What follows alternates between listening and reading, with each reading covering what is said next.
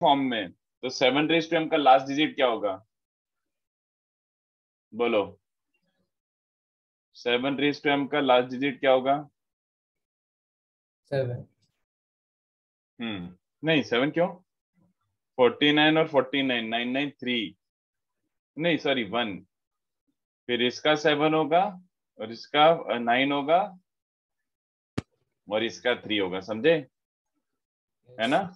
और similarly you can do it for n, जैसे अलग से लिख देता हूँ, जरूरत नहीं है बट ठीक है लिख देता हूँ। Similarly you can do it for n,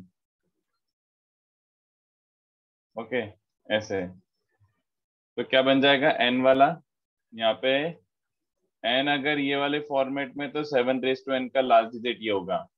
तो अब ऐसे सोचो, अगर m को आपने 4 के फॉर्म में लिया है तो उसका लास्ट डिजिट 1 है।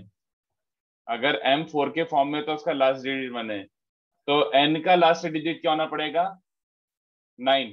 तो n को 4 के प्लस 2 लेना पड़ेगा। ये बात समझ आ रही है? तो 25C1 ways in which m can be 4k form, whereas 25C1 ways in which n can be 4k plus 2, yes or no? बोलो बच्चों,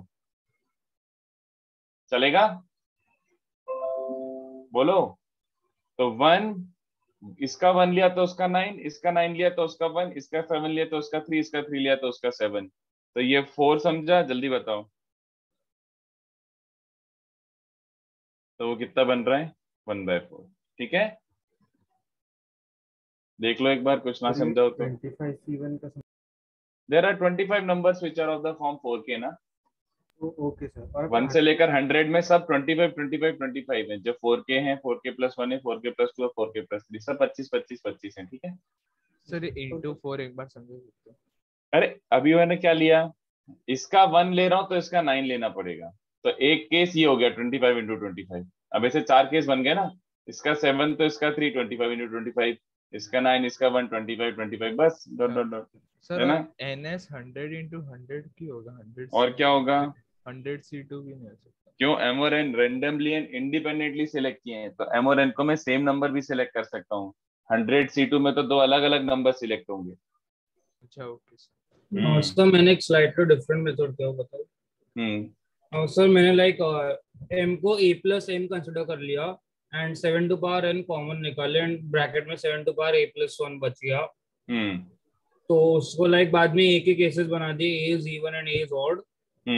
तो उसमें लाइक a टू पावर 2 के केस में k ऑड आता है।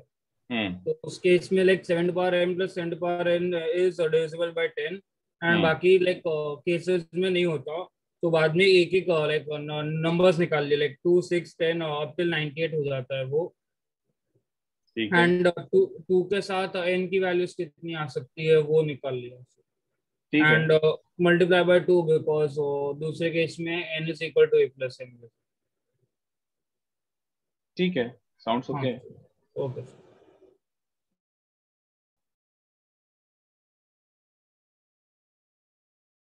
चलो, तो इसमें भी ध्यान से देखो, अगर आप ns देखने जाओगे तो वो तो इनफाइनाइट हो जाएगा। तो I am only concentrating on, नहीं, I am only concentrating on the last digit.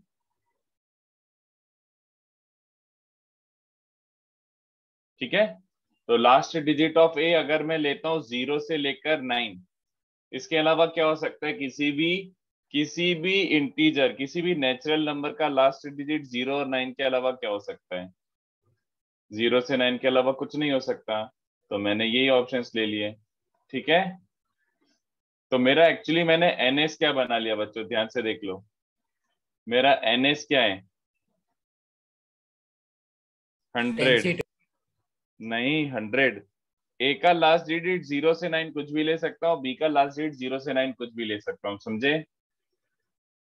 तो मेरा ns 100 बन गया है, और उसमें कितने तरीके से A square plus B square divisible by 5। तो A square plus B square divisible by 5 का मतलब क्या होता है? लास्ट डिजिट कैन बी 0 और 5। अगर लास्ट डिजिट 0 या 5 है तो अपना ए स्क्वायर प्लस बी स्क्वायर बन जाएगा। तो इसको तो काउंट ही कर लो। काउंट ही कर लो। अगर ये ए स्क्वायर का लास्ट डिजिट 0 है तो उसका क्या चलेगा, 0 या 5, तो 2 ऑप्शन। इसका 1 है तो उसका चलेगा 4994, चलेगा? जल्दी बताओ, बोलो, अरे बोलो। इसका 1 है तो उस उधर से 4 ले सकता हूँ, 9 ले सकता हूँ, या फिर 9 ले सकता हूँ, 4 ले सकता हूँ, 4 वेज। और इंटू 2 क्यों? क्योंकि इसके पास 2 1 है तो ये दोनों खर्चा हो गए। यहाँ से 4 ले रहा हूँ तो वहां से क्या ले सकता हूँ, 165, सॉरी 1661, तो +2 इंटू 4। ओके, आप एक बार NS समझा सकते हो? अरे लास्ट डिजिट 0 से 9 ले सकता हूँ ए के लिए, लास्ट डिजिट 0 से 9 ले सकता हूँ बी के लिए, तो 10 इंटू 10। ओके। ओके, फिर क्या बन रहा है, तो इसके 4 वाले भी खर्चा हो गए। यहाँ से 9 ले रहा हूँ तो अगेन आपको समझ रहा है कि 9 के साथ 1 आ सकता है या 6 आ सकता है, तो 4 वेज।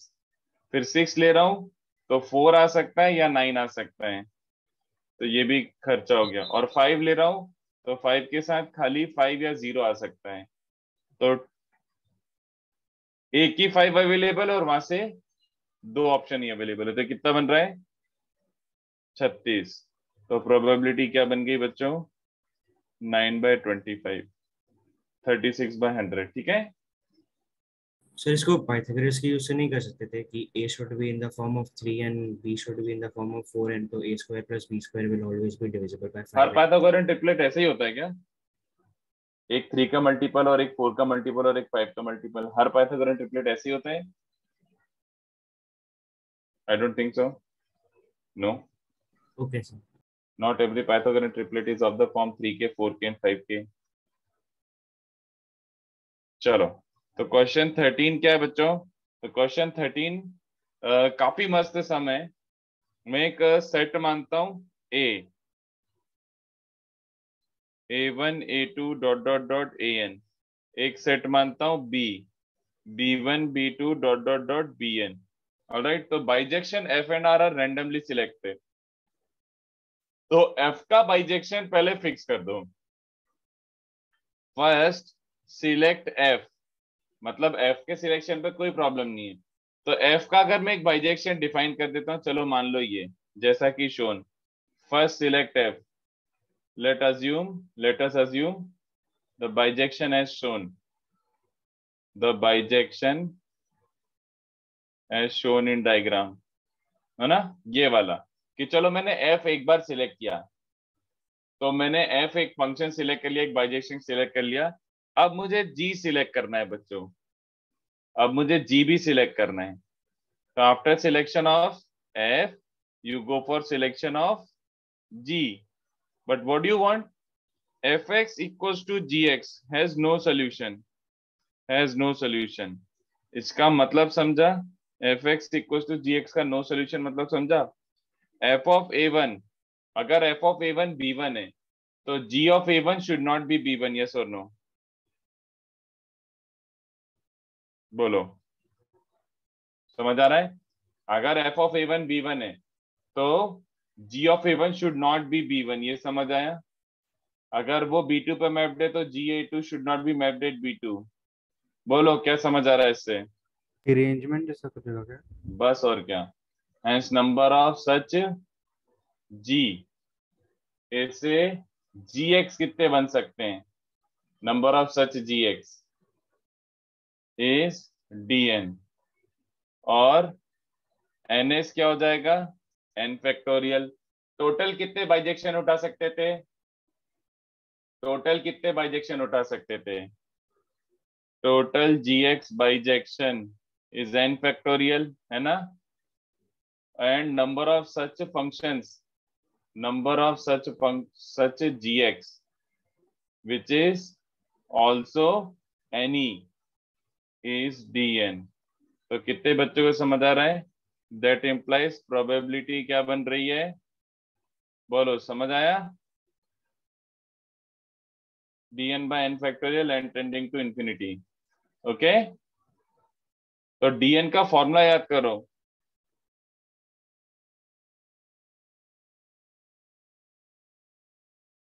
इंटू एन फैक्टोरियल होता था, सोच लो पहले एक बार, और नीचे एक और एन फैक्टोरियल, तो ये कैंसिल हो रहा है, तो प्रोबेबिलिटी ये बन रही है, जिसको मैं थोड़ा सा और अच्छे से लिख देता हूँ, 1 - 1/1 प्लस 1/2 फैक्टोरियल माइनस 1 को ऐड सब्ट्रैक्ट करके लिख देता हूँ, so that you can guess this. क्या आंसर है ये बच्चों, बोलो।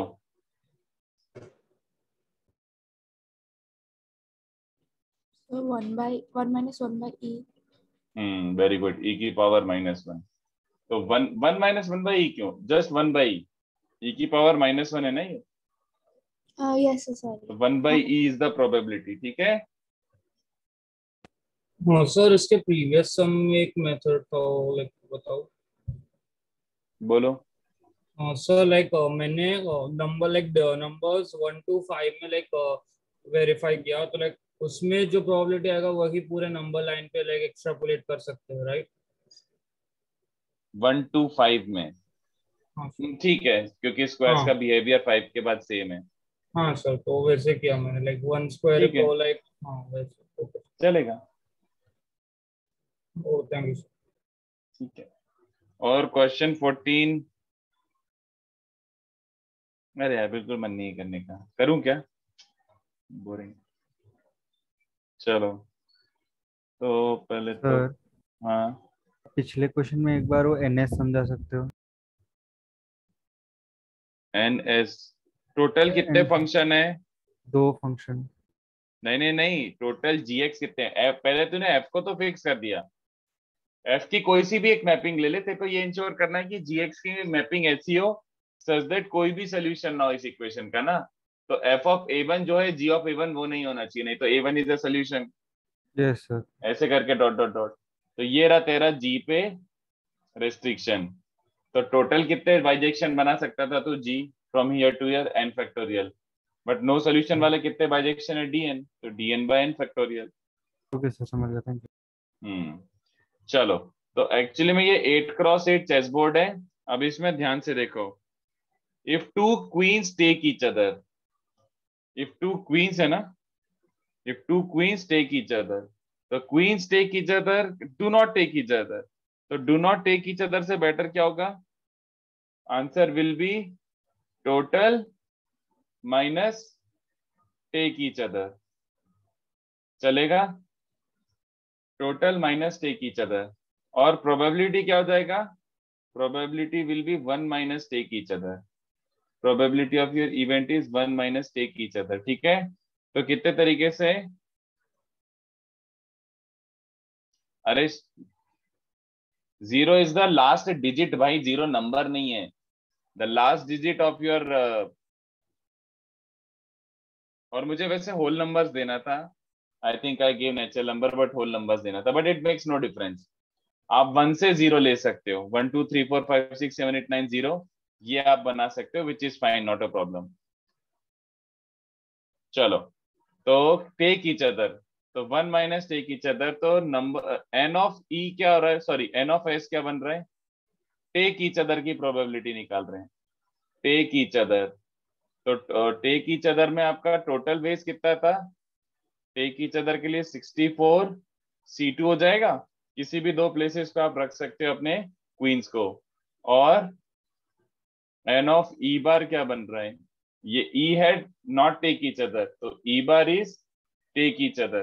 तो कितने तरीके से देखें टेक ईच अदर, तो कितने बच्चों को समझा, 8 × 8C2 समझा, जल्दी बोलो। पहले तो मतलब केसेस बना रहा हूं, रुको, n of e bar, horizontal line पे क्वींस टेक ईच अदर, तो इस वाली हॉरिजॉन्टल लाइन पे ले रहे तो 8C2 बेस इंटू 8 समझा, वर्टिकल लाइन पे दे टेक ईच अदर, तो 8C2 इंटू 8 समझा कि इस वाली वर्टिकल लाइन पे तो 8C2, बट ऐसे 8 वर्टिकल लाइन है। उसके बाद या तो फिर डायगोनल पे देखें टी की चिदर, तो डायगोनल पे क्या क्या ले सकते हैं, एक तो मेन डायगोनल है, तो उसपे 8C2 इंटू 2 हो गया, ये वाली डायगोनल या फिर ये डायगोनल। उसके बाद ध्यान से देखो, ये डायगोनल पे ऑल्सो देखें टेक की तरह 1 2 3 4 5 6 7 प्लस, कितने बच्चों को समझा, 7C2, नहीं यहाँ से नहीं, यहाँ से लिखता हूँ, प्लस 7C2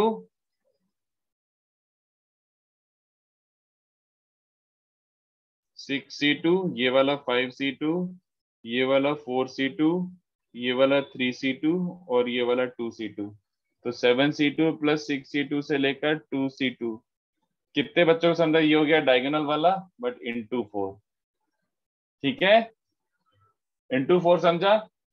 जैसे यहाँ पे है वैसा का वैसे ऐसा होगा, और वैसा का वैसे ही ऐसा होगा, और पीछे वाला होगा। There are 4 ways. ठीक है, in which they can take each other diagonally, 4 ways। तो अपना आंसर क्या बन रहा है बच्चों? PE is 1 माइनस, ये वैल्यू आपको निकालनी पड़ेगी, 8c2 इंटू 18 प्लस 4 टाइम्स, इसको क्या लिख सकते हो? ये RCR से लेकर ये बन जाएगा 8c3 whole divided bye 64c2। ठीक है, बोलो।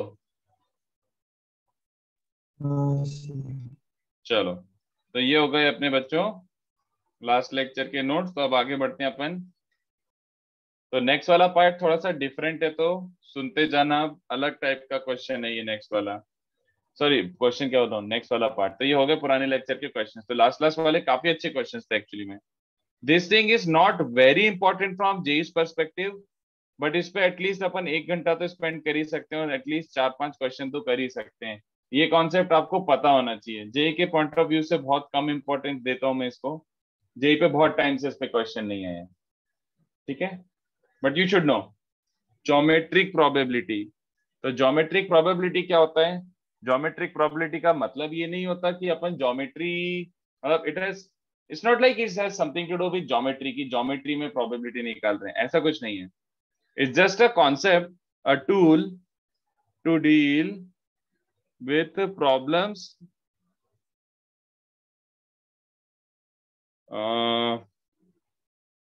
with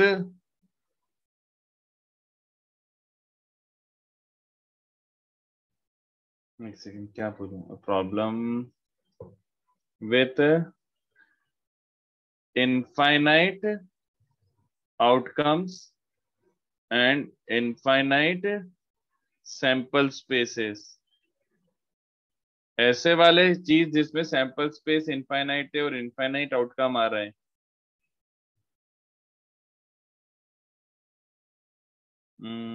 बाय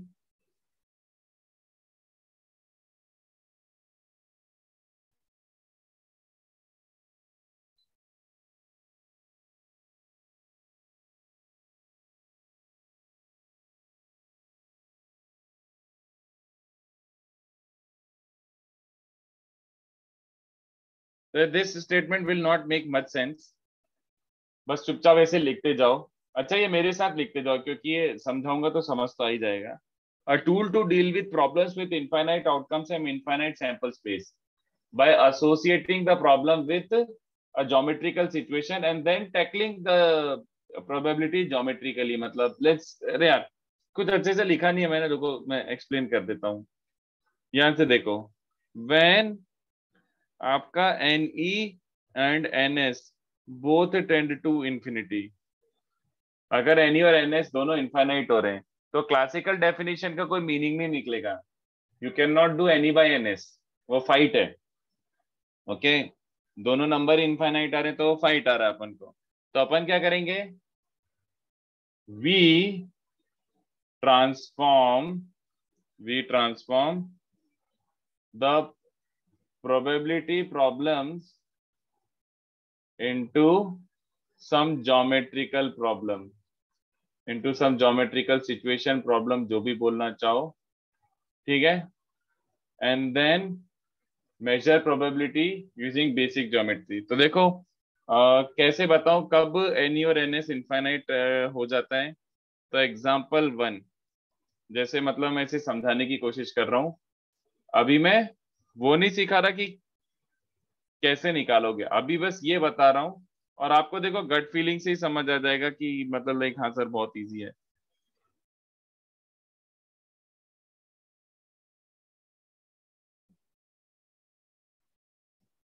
बहुत ही घटिया सर्कल बनाया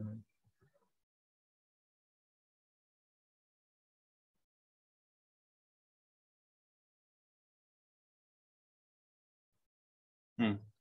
तो इस वाले का रेडियस 1 है, इस वाले का रेडियस 2 है और इस वाले का रेडियस 3 है। ठीक है, तो मेरा क्वेश्चन इस बार क्या बन रहा है, एक डार्ट गेम है। ठीक है,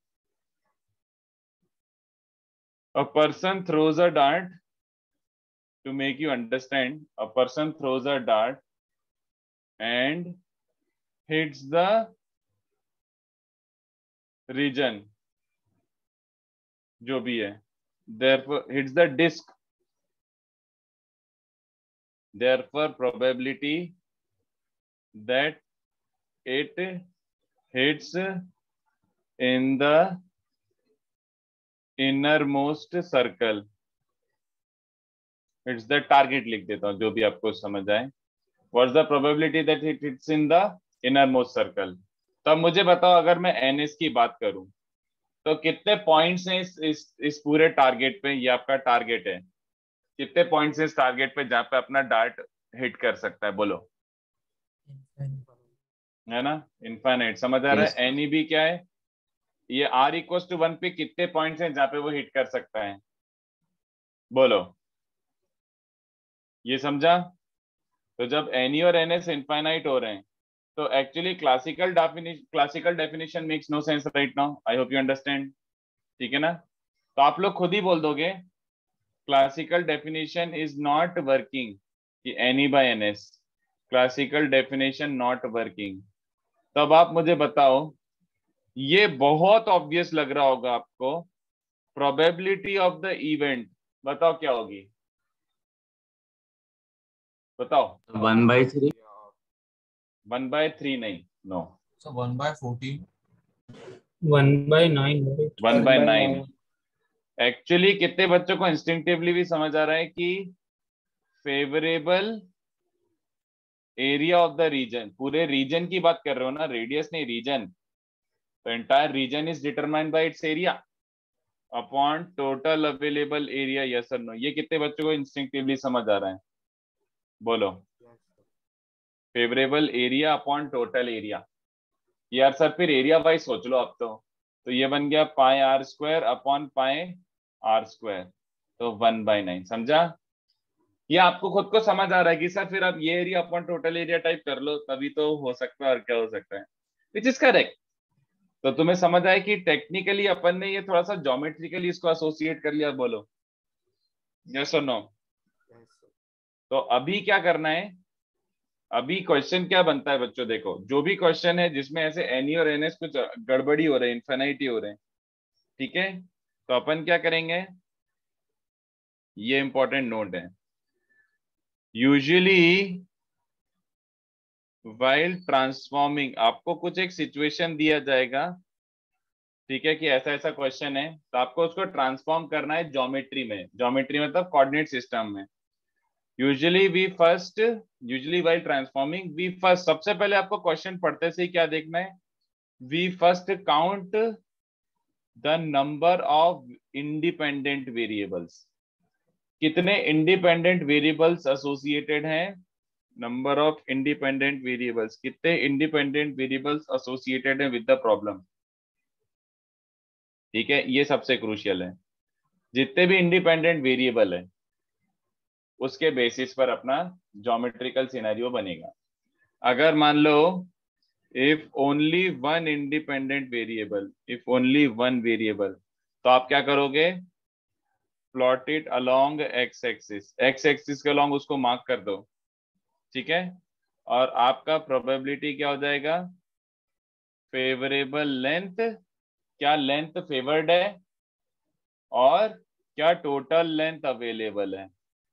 ठीक है, अगर आपके दो वेरिएबल आ गए, दो variable, if two independent variables, तो आपको क्या करना पड़ेगा, plot them along X and Y axes, और उसके बाद एक्स और वाई एक्सिस के बाद मार्क कर दो कि भैया probability will B favourable area upon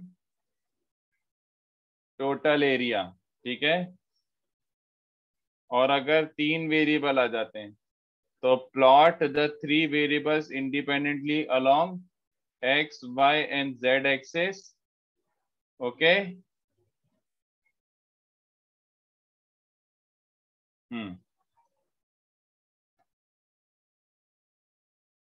और ये हो जाएगा favourable volume upon total volume available, ये हो जाएगी प्रोबेबिलिटी।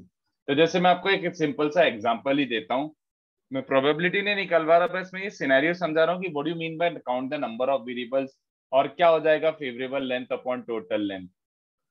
ठीक है, तो चलो ध्यान से देखो, सोच के देखो, उसके बाद ये कॉपी कर लेना। रुको, ये मान लो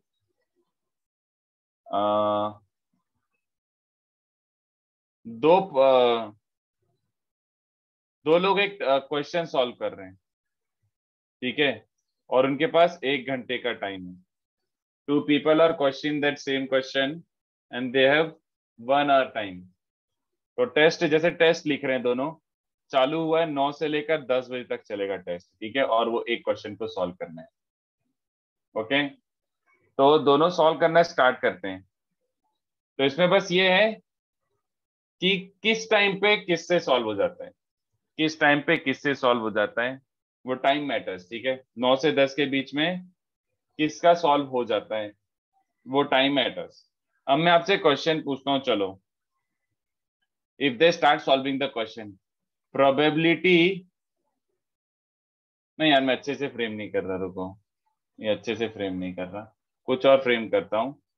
चलो, A and B are 2 friends and they decided to meet at a certain place between 9 to 10 AM। चलेगा कि यार इधर स्टारबक्स पे आ जा 9 से 10 के बीच में, ठीक है।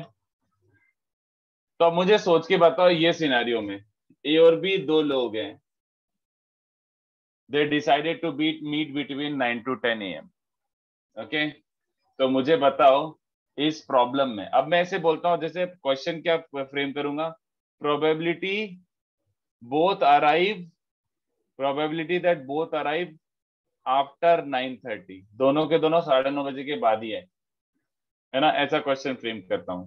तो मुझे सोच के बताओ इस क्वेश्चन में कितने इंडिपेंडेंट वेरिएबल्स हैं, how many variables are there, बोलो, इस क्वेश्चन में कितने वेरिएबल्स इन्वॉल्व हैं, which things are varying, और दोनों फ्रेंड्स का अराइवल टाइम। वेरी गुड, कितने बच्चों समझा, 2 इंडिपेंडेंट वेरिएबल्स। तो दो इसमें वेरिएबल क्या है सर, टाइम ऑफ अराइवल, कि ए कब अराइव करेगा, बी कब अराइव करेगा, 9 से 10 के बीच में कभी भी अराइव कर सकते हैं। तो कितने बच्चों को काउंट हो रहा है कि सर इसमें 2 वेरिएबल हो गए, हाँ या ना? Yes sir. तो 2 वेरिएबल है, तो कितनी एक्सिस प्लॉट करूं, कितनी एक्सिस प्लॉट करूं, 2। ठीक है, ये ए हो गया और ये बी हो गया, ठीक है। बोलो, अब इसको मैं मार्क कर देता हूं 0, 0 मतलब 9 बजे, और इसको मार्क कर देता हूं 60, 60 मतलब 10 बजे। तो समझ आ रहा है, ए यहां पे आता है, इसका मतलब क्या हुआ, ए 10 बजे आए, ये वाले पॉइंट का मतलब क्या है, ए 9 बजे आ गया, 9 बजे। सेम इंडिपेंडेंटली, इसलिए परपेंडिकुलर वाली लाइन लिए। कितने बच्चों समझ रहे हैं, बी हो गया। तो कितने बच्चों समझ आ रहा है, एक्चुअली में ए और बी मिला के अगर टाइम ऑफ अराइवल देखूं, तो जैसे अब जैसे ये वाले पॉइंट की बात करता हूं, तो ये वाला पॉइंट ए और बी दोनों के लिए क्या डिनोट कर रहा है, दोनों 10 बजे। दोनों 10 बजे आए। ये वाला पॉइंट क्या डिनोट कर रहा है, दोनों 9 बजे। समझ आ रहा है। तो 2 इंडिपेंडेंट वेरिएबल हैं, तो कितने बच्चों समझ रहा है, टोटल एरिया ये हो गया। बोलो भाई लोग, ये टोटल एरिया समझा सबको। ऐसे ऐसे आप ज्योमेट्रिकली ट्रांसफॉर्म करोगे, एंड देन क्वेश्चन के हिसाब से आप फिर देखोगे फेवरेबल एरिया कौन सा है, कौन सा एरिया फेवरेबल है कि दोनों के दोनों 9:30 के बाद अराइव करें। बोलो, दोनों 9:30 के बाद अराइव करें, मतलब दोनों का 30 प्लस टाइम होना चाहिए। बोलो, तो फेवरेबल एरिया प्रोबेबिलिटी के हिसाब से कौन सा हो जाएगा, पीपल? सर आप वो 30 वाला स्क्वायर ड्रॉ करो तो उसके आउटसाइड। वेरी गुड, कितने बच्चों को समझा सर, थोड़ा समझ तो आया है आपके हिसाब से। फिर ये वाले सारे पॉइंट्स आपके 9:30 के अराइवल के बाद वाले को पॉइंट आउट कर रहे हैं। तो सबको समझा फेवरेबल रीजन कौन सा और टोटल रीजन कौन सा है? बोलो, थोड़ा आइडिया लगा? Sir can you explain this again? क्या अगेन? सर ये फेवरेबल रीजन था। ये 30,30 समझ रहे हैं? हाँ सर। तो ए भी 30 के बाद होना चाहिए, बी भी 30 के बाद होना चाहिए, तो ये रीजन बचा ना। दोनों का 30 प्लस होना चाहिए ना कोऑर्डिनेट। हाँ every sir. Coordinate corresponds to the time of arrival, तो दोनों कोऑर्डिनेट 30 से ऊपर होने चाहिए, एक्स कॉमा वाई। तो ये रीजन हो गया ना। यस। बस। तो टोटल एंड फेवरेबल, तो फेवरेबल अपॉन टोटल। ठीक है, तो ऐसे अपन ट्रांसफॉर्म करेंगे। तो आई hope you get the idea कि एन ई एन एस तो इनफाइनाइट है। आपको पता है कि यार दोनों फ्रेंड कब कब अराइव कर सकते हैं? इनफाइनाइट। 9 से 10 के बीच में टाइम ऑफ अराइवल कितना हो सकता है? इनफाइनाइट। तो there is no point in doing this by any by N S simple. इसको आपको ज्योमेट्रिकली ट्रांसफॉर्म करना पड़ेगा। चलेगा बच्चों? So we could have हाँ done without geometry, right? Like I could have said either A is coming before 9:30 and after, and same B has two options before 9:30 and after 9:30, and then you have total 4 options, and only one is like favorable. Okay okay, but do you think every problem will be done Oh no, just by putting simple argument? नहीं ना, ये तो मैं no. आपको ऐसे example दे रहा था। Yes. Sometimes you can make argument, but like most of the time fail ही होगा आर्ग्यूमेंट, आप नहीं बोल पाओगे। तो इसीलिए अपन को ज्योमेट्रिकली सोचना पड़ेगा। ठीक है, Yes. चलो तो मैं थोड़े अब क्वेश्चन दूं। इसमें कुछ और पढ़ाने के लिए कुछ नहीं मेरे पास, बस ये आइडिया है। This is the idea. Okay, तो क्वेश्चन जब तक नहीं दूंगा तब तक मजा नहीं आएगा, तो क्वेश्चन देता हूँ। सर चलो सर वो हाँ, 3 अच्छा पॉइंट लिखने का ना। कॉपी करना बाकी। सॉरी सॉरी, छापो जल्दी से। स्टार्टिंग से ही छापना है ना वैसे तो। क्या पता, मैंने वैसे बोला था साथ में लिखने के लिए, बट बताओ। अबे लिखा था मानस साथ में ही सबका लिखा एरिया था। अलग अलग है ना। मानस सबका एरिया अलग अलग है ना। तो not all 3 regions are equally probable. अबे अब एक छोटा सा इतना सा रीजन है और एक इतना बड़ा रीजन है, तो 1/2 थोड़ी हो जाएगा। Chances of hitting that bigger target is way higher than chances of hitting the smaller target. Sir ये पार्ट लिखा है, 3 पॉइंट दिखाई है। अच्छा ठीक है, ये लो देखो, किसी का तब भी नहीं लिखा। ये सर इतना रहने दीजिए। ओके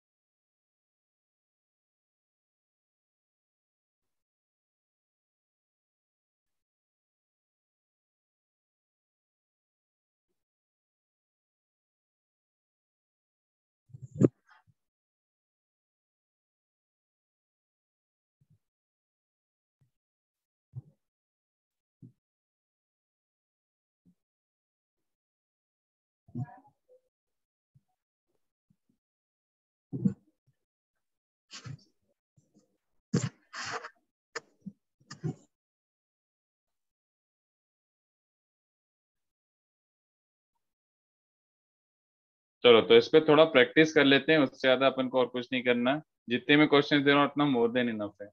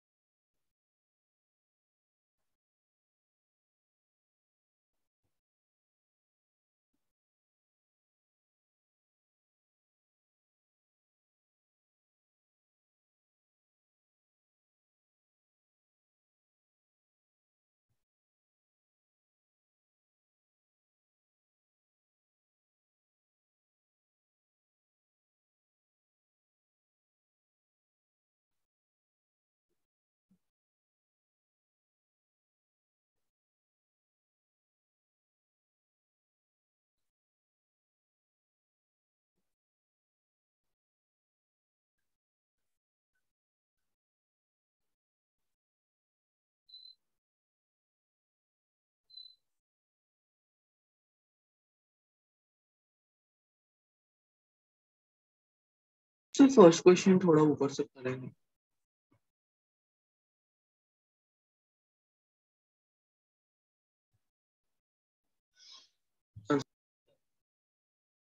सर थर्ड सब पार्ट में 10:30 है, लाइक 9:30 होना चाहिए। यस अच्छा सर सॉरी 9:30 9:30। एक सेकंड फोटो खींच के डाल दो अपने ग्रुप पे। रुको मैं जूम इन कर लेता हूँ, थोड़ा ज्यादा छोटा हो रहा है फॉन्ट से। इसका फोटो खींच के जरा डालो ग्रुप पे।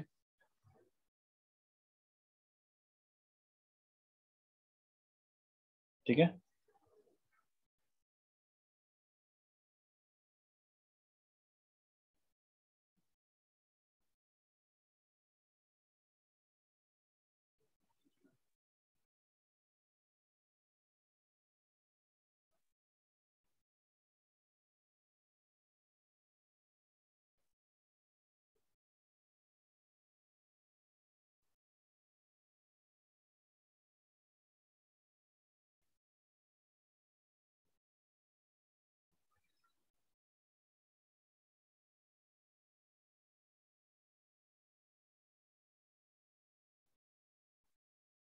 मुझे क्या पता है जयशंकर।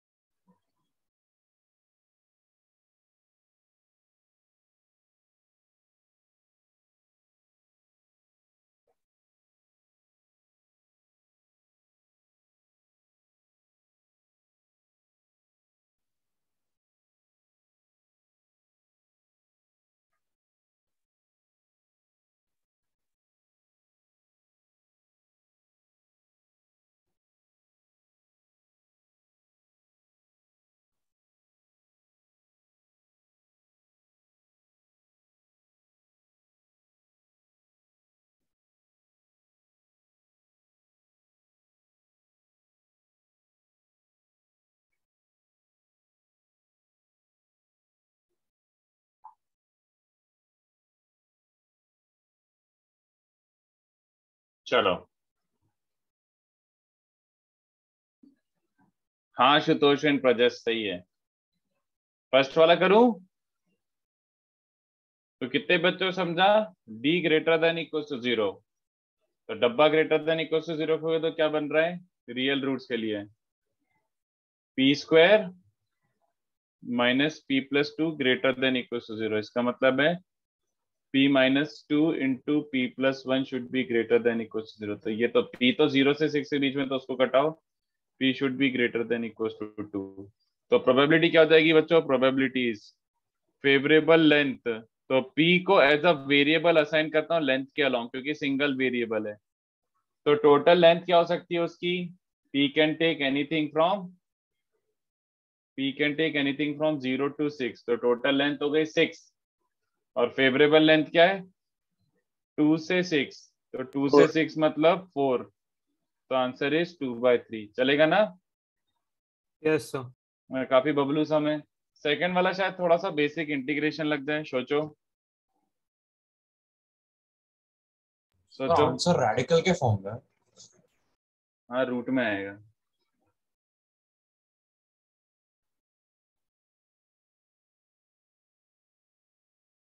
इसका भी फोटो खींच लो अगर नहीं लिया है तो। 4 5 6 का 6 वाला तो आप घर पे करना, 6 वाला तो आप घर पे ट्राई करना, ठीक है?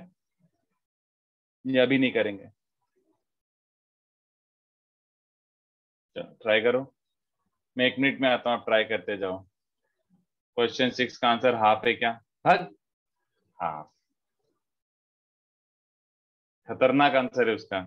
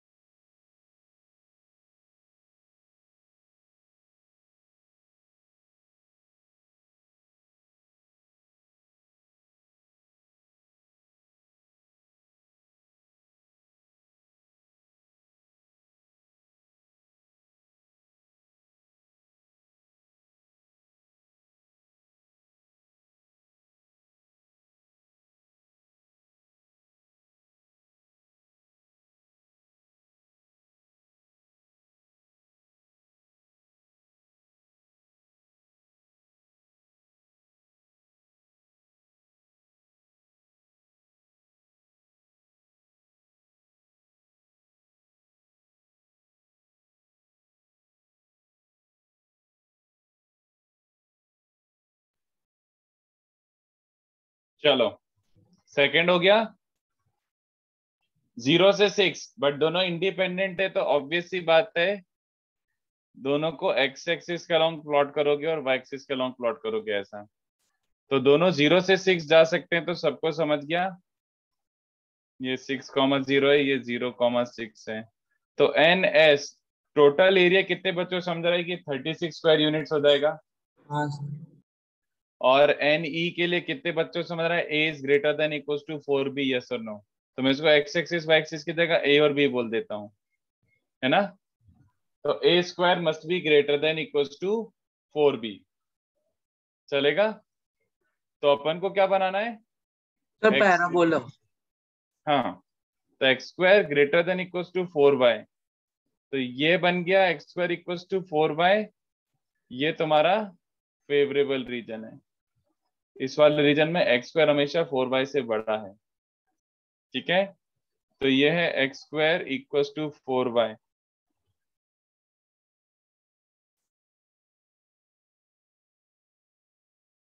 ये वाला, तो इसका आंसर कैसे निकालेंगे बच्चों? एन ई इज बेसिकली एक ऐसे हॉरिजॉन्टल स्ट्रिप मान लो।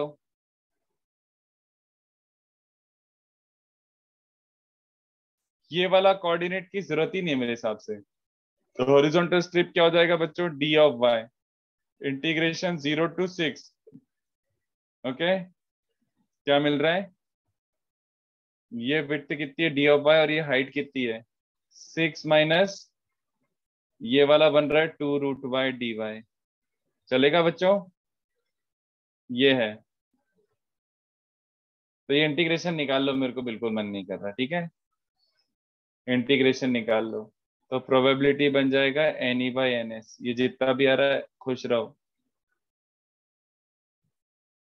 36 माइनस वट एवर, लाइक पता नहीं।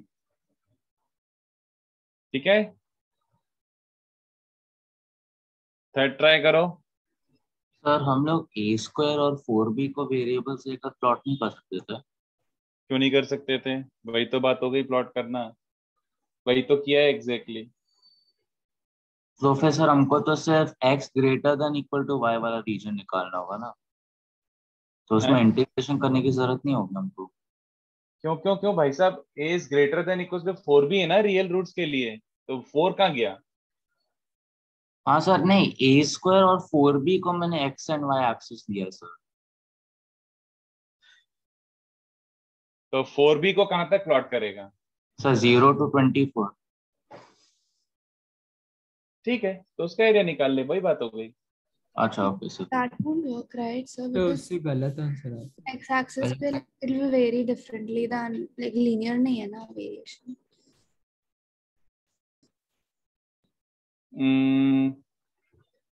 a स्क्वायर और 4b। अच्छा एक सेकेंड, हाँ यार, ये तो सोचो कि पॉइंट सारे मैप करेंगे कि नहीं मरेंगे। मतलब ए स्क्वायर और 4b, मतलब ये 4y एक्सिस है और ये x एक्सिस है।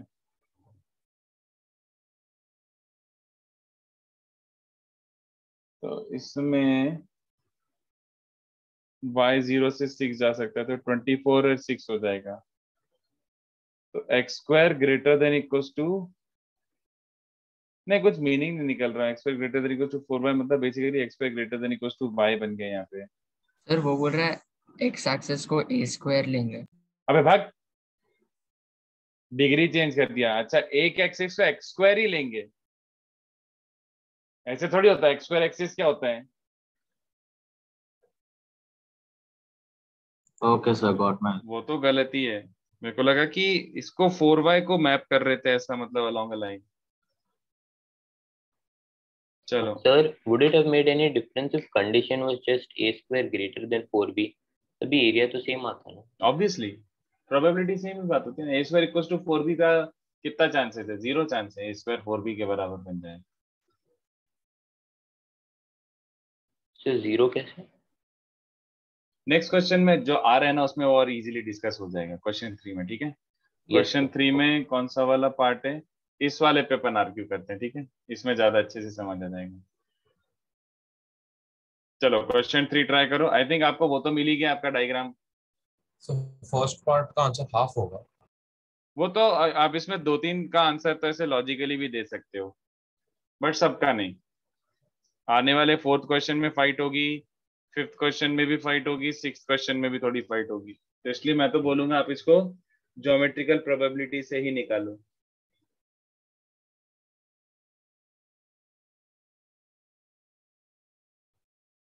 तो आपको ये तो समझ आएगा कि एनई और सॉरी एनएस क्या है।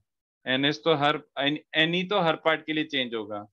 ठीक है, इसको ए बोल देता हूं इनफैक्ट, ए और बी। तो एनएस तो फिक्स्ड है भैया 60। 16 सॉरी, एनएस 60 स्क्वायर होगा ना सर? हाँ 60 स्क्वायर एक्चुअली, यस 60 नहीं 60 स्क्वायर, सॉरी। ये 60,0 है, ये 0,60 है। ठीक है, सोचो पहले पार्ट के लिए एन ई क्या बनेगा? So y equal to x line draw करेंगे उसके ऊपर वाला रीजन। तो x a arrives before b, तो a और b अराइवल में a b के पहले आए, तो कितने बच्चों समझ रहा है? पहले आप डिसाइड करो a इक्वल टू b मतलब समझ आ रहा है? ये वाला लाइन, ये वाला लाइन पे कोई सा भी पॉइंट लो, a और b का अराइवल टाइम सेम है, बट मुझे a का अराइवल कम चाहिए, तो कितने बच्चों समझे? ये रीजन हो गया। बोलो, ये नहीं दिख रहा है किसी को? तो आंसर क्या बन रहा है? प्रोबेबिलिटी क्या बन रही है बच्चों? चलेगा? ये स्क्वायर का हाफ है 60√2। नहीं यार, रूट में एक भी आंसर नहीं आएगा, एक भी आंसर रूट में नहीं आएगा, सब रैशनल नंबर ही है। A and B arrive at the same time, चलो बताओ। A and B arrive at the same time, A and B arrive at the same time, मतलब ये लाइन, तो प्रोबेबिलिटी क्या बन रही है बच्चों? 0। क्यों? सर एरिया ऑफ लाइन 0 हो जाएगा। 0 होता है। अब आपको ऐसे फिर लॉजिक एकदम से लगेगा ना सर ऐसे कैसे? रियली प्रोबेबिलिटी 0 है, क्या दोनों सेम टाइम पे अराइव नहीं कर सकते हैं? बोलो। Yes, they cannot arrive at the same time. Do you understand same time is a hypothetical concept? Bolo. Do you understand same time is a hypothetical concept? What is same time? The You same understand? time down to the most minute definition of time. Right. That's exactly. not possible. वो possible ही नहीं है, right? And even या if फिर possible, अगर not एक ही है measurable. तो हाँ, वो एक पॉइंट आउट ऑफ इनफाइनाइट में से, तो 1/इनफाइनाइट 0 वो सही है। मतलब आप उसमें हमेशा कट कर सकते हो ना कि यार ये दोनों के बीच में 1 सेकंड का गैप था, मिली सेकंड का, माइक्रो सेकंड का, नैनो सेकंड का, डिक्चिक डिक्चिक डिक्चिक डिक्चिक, सेम टाइम का कोई कॉन्सेप्ट ही नहीं है। ऑलराइट, तो वो सही है। आई hope you understand that. Third वाला प्रोबेबिलिटी। 2 मिनट रुकेंगे। Okay. But sir, it won't be exactly 1 point out of infinite points. It would be infinite points of from an even greater infinity of points. तो 1/infinity क्या होता है? What is 1/infinity then? 0 sir. But बस sir, तो मुझे लगा 1/infinity में आप बोल रहे थे कि एक ही possible point है, उसमें से there are infinite different permutations. नहीं, out of infinite different permutations there is only one point जिसको आप बोल सकते हो कि ये सेम है, तो 1/absolute हो जाएगा, वो 0 ही है। बात सही है वो टेक्निकली देखें ना। भी इनफिनिट पॉइंट्स है ना? हाँ सर, वही मैं कह रहा हूँ। तो इन्फिनिटी स्क्वायर क्या बे यार, क्या मतलब, शर्म करो थोड़ी सी। जबरदस्ती आर्ग्यू कर रहे हो, तुम्हें समझ आ चुका है फिर भी आर्ग्यू करोगे। बस इन्फिनिटी स्क्वायर कर ले बस। एरिया में इनफाइनाइट स्क्वायर पॉइंट्स हैं।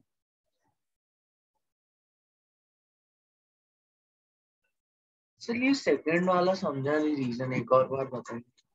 What is the same time of arrival? What is same time of arrival? Same time पे आ जाए, बोलो। लाइक वो लाइन पे लाइक करना चाहिए पॉइंट्स। वो तो ज्योमेट्रिकली समझा, लाइन का एरिया 0 होता है, वो तो तुम्हें चमक ही चुका है, प्रोबेबिलिटी 0 आ चुकी है। बट ऐसे logically what is same area, same time of arrival क्या होता है? सेम टाइम ऑफ अराइवल दोनों एग्जैक्ट सेम टाइम पे आ गए। Yes sir. किस चीज को आप सेम टाइम बोलते हो? 9:30। वो तो भाई ऐसे बोलने वाली बात है, बट आप अगर टाइम लाइन को डिवाइड करोगे तो you can keep on dividing it into smaller fractions, कि भैया दोनों के बीच में 1 सेकंड का गैप था, नैनो सेकंड का गैप था, dot dot dot dot dot जो भी करो।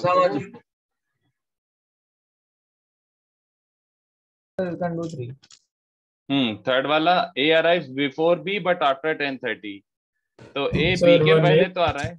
हाँ, तो ए बी के पहले तो आ रहा है बट 10:30 के बाद आ रहा है। बोलो, ये समझा? ए बी के पहले तो आ रहा है, तो ए बी के पहले आ रहा है तो ऊपर वाला पूरा रीजन, बट 10:30 के बाद तो इधर। तो ये प्रोबेबिलिटी समझ आ रही है सबको? 1/8 आ रहा है ये बच्चों।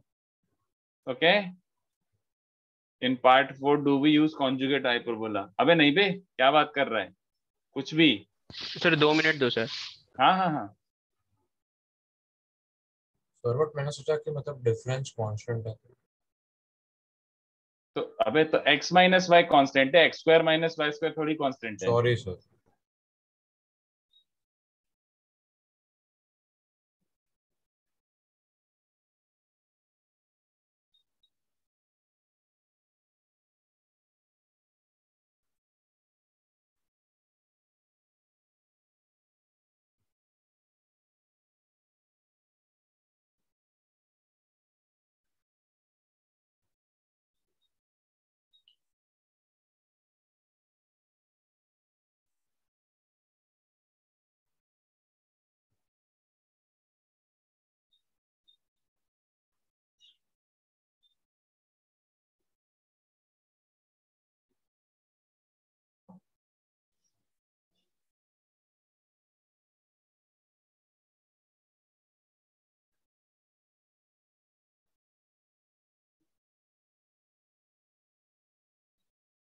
हो गया। टेक्निकली ये रीजन बनाने की नहीं, बताओ।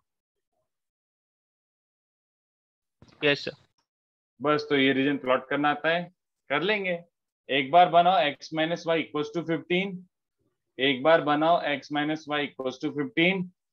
ओके, तो ये बन गया x minus y equals to, अरे बाप रे, x minus y equals to 15 ऐसा कुछ बन जाएगा।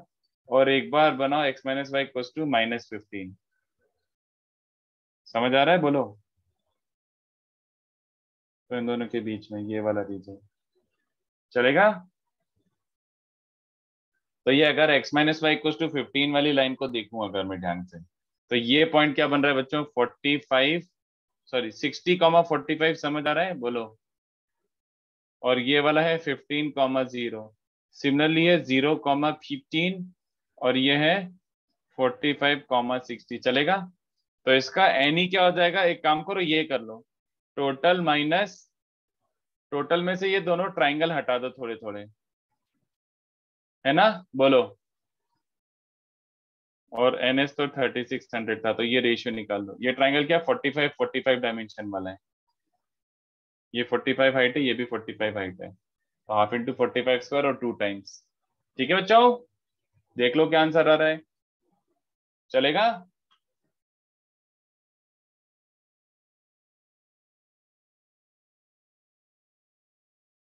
नेक्स्ट क्वेश्चन ट्राई करो।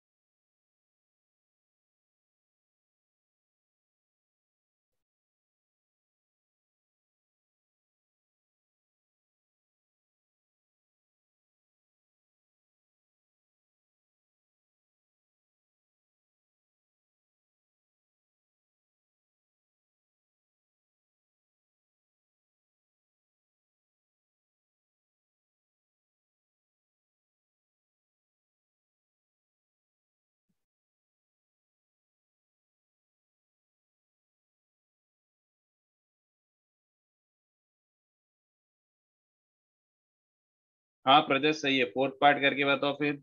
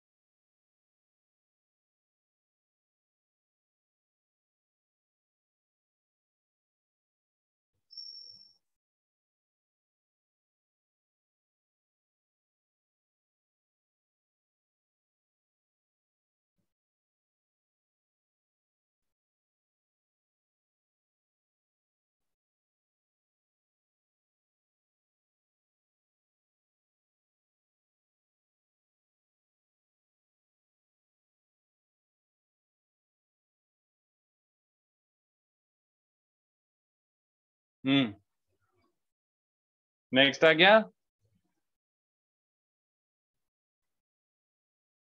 तो इन सबको तो आप ऐसे पहले 3 वालों को तो ऐसे लॉजिकली भी कर सकते हो, जस्ट सिंपल प्योर आर्ग्यूमेंट की बेसिस पर भी कर सकते हो, बट मत करो।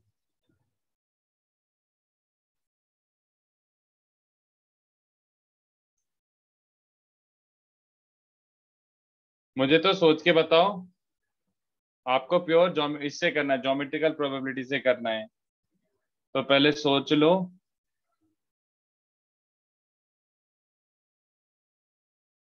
कितने वेरिएबल्स हैं। तो 3। मैंने क्वेश्चन क्या लिखा है? 2 वेरिएबल्स होंगे ना, क्योंकि जो मतलब एक बचा हुआ लेंथ L माइनस। हाँ, तो द करेक्ट थिंग इज, थोड़ा सोच समझ के करो कितने इंडिपेंडेंट वेरिएबल हैं। तो चलो, जो मैंने रेड किया है उसको R से डिनोट करता हूं, और जो ग्रीन किया उसको G से डिनोट करता हूं, है ना। और जो तीसरा वाला है ब्लू, तो ब्लू वाला क्या बन जाएगा, मतलब रेड वाला X है, ग्रीन वाला Y है। तो रेड मान लो X लेंथ है और ग्रीन मान लो Y लेंथ है।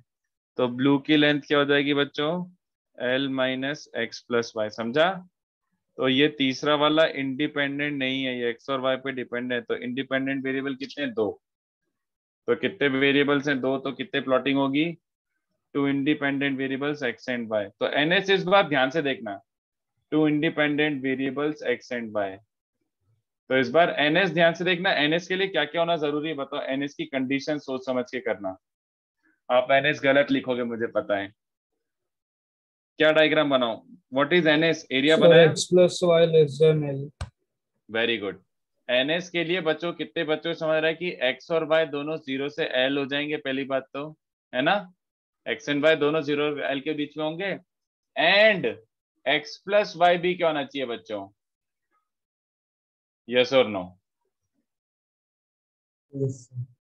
इनफैक्ट मैं इक्वालिटी नहीं मानता हूं, नहीं तो फोकट, समझ आया।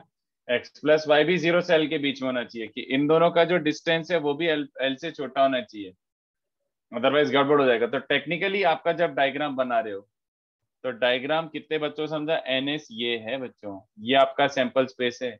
और याद रखना, आपका इवेंट सैंपल स्पेस के बाहर नहीं हो सकता, तो जो भी होगा वो सैंपल स्पेस के अंदर ही लेना। ये समझा किसी को, ये NS है बच्चों, this area is NS। X + Y = L, ये वाली लाइन होती है, ये X = L, ये Y = L, चलेगा। देख लो एक बार, ये 0, L पॉइंट है, और ये वाला पॉइंट हो जाएगा L, 0, और ये बन जाएगा NS।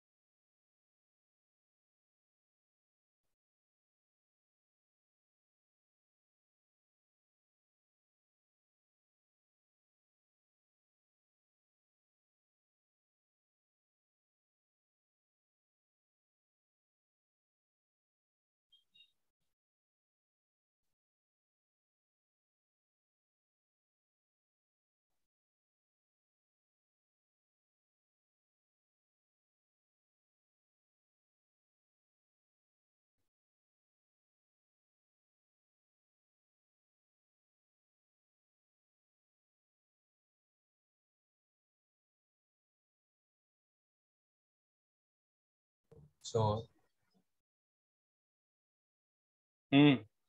तो फर्स्ट वाले का आंसर हाफ होगा। फर्स्ट वाले का आंसर हाफ होगा। क्या दिया हुआ है question, red longer than green, वो तो एनीवे लॉजिकली भी हाफ ही था, या तो रेड लॉन्गर होगा या ग्रीन लॉन्गर होगा, इक्वली प्रोबेबल बात है दोनों, है ना। चलो फर्स्ट वाले का NE क्या बन जाएगा बताओ, यस और no, red longer than green. तो रेड लॉन्गर देन ग्रीन मतलब समझा एक्स वाई से बड़ा, तो इसका एन ई क्या बन रहा है एक्स वाई से बड़ा, but do not keep it outside NS, NS से बाहर मत लेना, तो जो भी आना चाहिए ये ट्राइंगल के अंदर आना चाहिए। तो ये कितने बच्चों को समझ रहे, this is n of e x greater than y. तो प्रोबेबिलिटी समझ गई, हाफ आ रही है, बोलो प्रोबेबिलिटी हाफ दिख गया? यस बस खत्म, नेक्स्ट ट्राई करो। सर आपने एनएस कैसे निकाला, फिर से बताएंगे? ये 3 कंडीशंस लिखी ना, जब आपने इसको एक्स वाई असाइन करा है, तो रेड का लेंथ एक्स है, ग्रीन का लेंथ वाई और ब्लू का length l minus x plus y है, तो एक्स भी 0 से एल होना चाहिए ऑब्वियसली, वाई भी 0 से एल होना चाहिए ऑब्वियसली, बट जो तीसरा वाला है l minus x plus y वो भी 0 से एल होना चाहिए ना। बेसिकली जो एक्स प्लस वाई का लेंथ है, एक्स प्लस वाई का लेंथ एल से एक्सीड नहीं होना चाहिए, है ना? Yes sir. X plus y less than l, तो एक्स और वाई एल एल तो ये square, but x plus y less than l मतलब ये वाला triangle, x plus y equal to l बना के उसको अंदर वाला रीजन।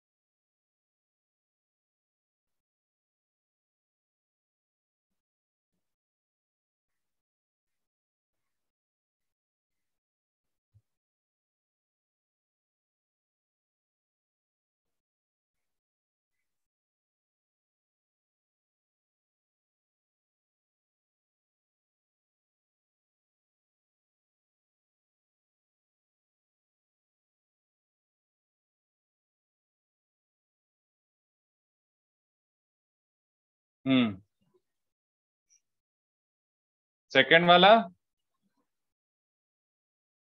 सर दो कंडीशंस होंगी ना इसमें। रेड लॉन्गेस्ट, तो रेड लॉन्गेस्ट के लिए मतलब क्या हो जाएगा, एक second, X greater than Y and X greater than minus x plus. Red longest मतलब X is greater than Y and X is greater than L minus x plus Y.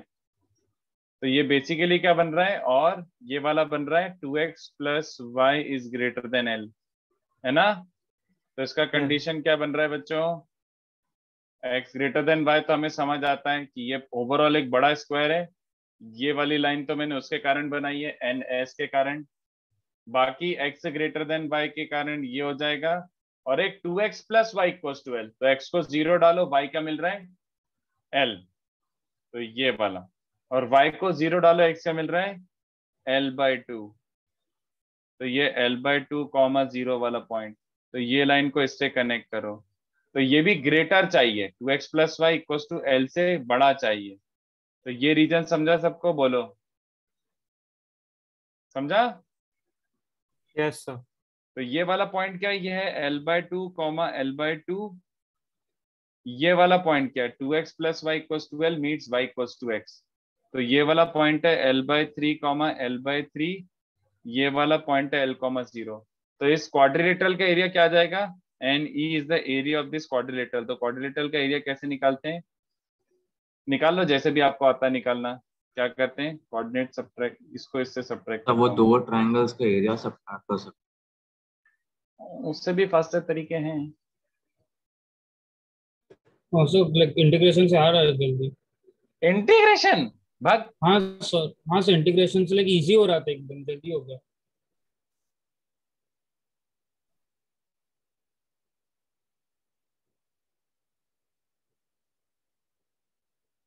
अभी मैंने सेकंड पार्टी कर रहा हूँ ना, हाँ, तो answer क्या बन रहा है, प्रोबेबिलिटी, अच्छा मैंने वैसे एन एस निकाल के नहीं रखा है, probability is l²/6 upon l²/2।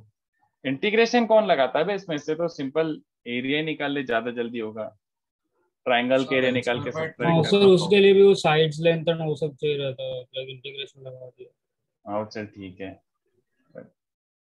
तो ये बन जाएगा बच्चों, एरिया ऑफ दिस ये आ रहा है l²/6 और ये बन रहा है l²/2, तो answer is 1/3, which was pretty logical also, है ना? काफी लॉजिकल भी था, 3 कट मारे तो रेड वाली लॉन्गेस्ट हो 1/3, कोई एक तो लॉन्गेस्ट होगा।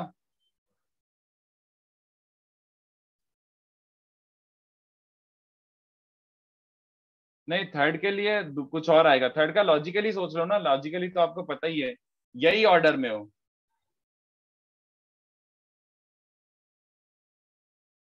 1/4 नहीं, 1/6 राइट, थोड़ा वाला। हाँ 1/6, ऐसे आंसर तो पता ही है हमें। तो 1/3 के भी 2 पार्ट्स बनेंगे। 1/3 फैक्टोरियल खत्म यार। 3 ऑर्डर हो सकते हैं, RGB BGR ऐसे करके, समझ रहे हो? तो 1/3 फैक्टोरियल, आंसर तो पता ही है, मैं क्या मना कर रहा हूँ।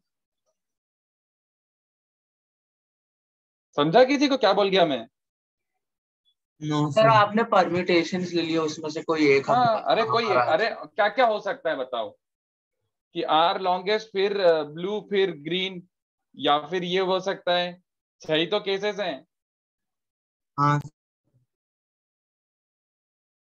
तो यहाँ पे एग्जैक्टली ये कैसे कह रहे हैं कि any tending to infinity, n is tending to infinity वगैरह? जो कितने तरीके से कट लगा सकता है एक रॉड में? अच्छा सर, किसी भी पॉइंट पे मार्क्स। बस, तो फिर चलो थर्ड वाला सोचो। रेड, तो x greater than y and y greater than l minus x plus y। तो ये भी और सिमिलर ही होगा ना? सिमिलर थोड़ा सा डिफरेंट बन गया ना, तो बस सेकंड वाला लाइन कंडीशन बन गया। लॉजिक सेम है। हाँ लॉजिक तो वही, अबे वो जो अप्लाई करा वही लॉजिक है यार। लॉजिक में क्या है, लिख लो और क्या, बस जो जो बोल रहा है कि रेड इससे बड़ा और वो इससे बड़ा। तो पहले तो अपन NS के कारण ये डंडी बना देते हैं, फिर एनी में देखो x ग्रेटर देन y, तो x ग्रेटर देन y ये वाला ट्राइंगल, और x plus 2y equals to l। तो कितने बच्चों से हमारा x plus 2y equals to l ऐसा बनेगा बच्चों।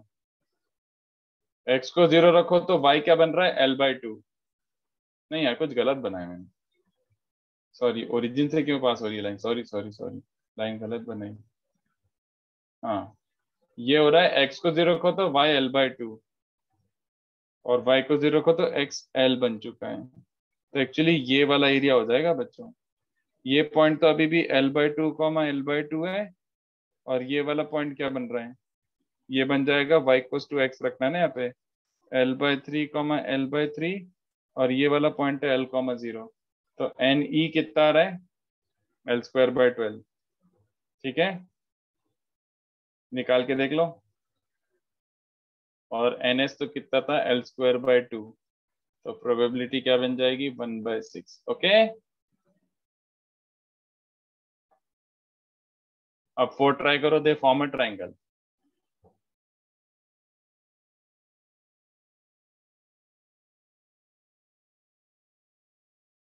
सर इसमें ट्रायंगल इनइक्वालिटी लगाएंगे। लगाओ। नहीं अमोक, 3/4 नहीं है।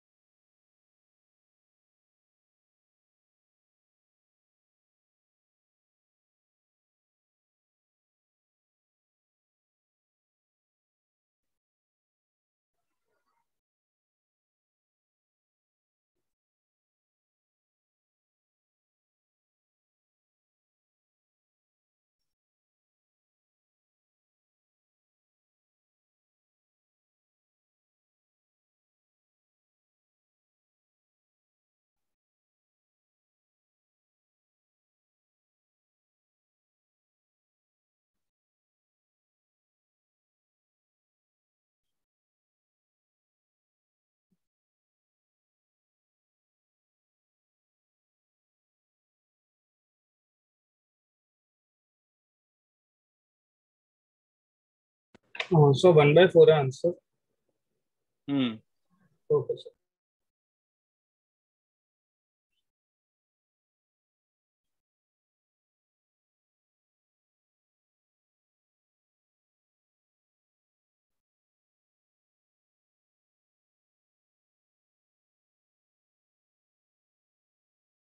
सर इसमें वो कंडीशन लगानी पड़ेगी ना, sum of two sides greater than third. तो लगाओ ना, और क्या, सिंपल ऑब्वियसली यार, ट्राइंगल बनाने की कंडीशन क्या होती है?